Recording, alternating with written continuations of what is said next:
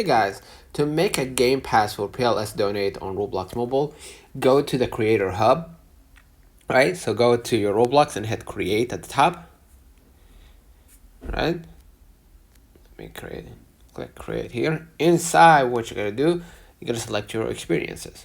So let's say I'm gonna select experiences here, and select this one, for example, right? Now, what I'm gonna do, navigate to monetization, under it passes. So scroll a little bit down, monetization here on the left and the left hand menu, under it passes. Select a pass or create one.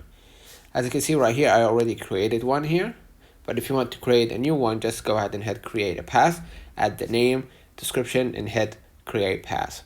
Now, what we're gonna do in order to enable item for sale, what you're gonna do, just hit the pass here. Okay, let me open it up. And then click the three bars at the top left. Under basic settings, you're gonna find sales, press it. And what you're gonna do, just turn on the item for sale and enter the amount. Okay, and then what you're gonna do, just hit save changes and acknowledge by turning regional pricing, you agree to term of use. Okay, so basically that's it. Let me know in the comments if this video helped you.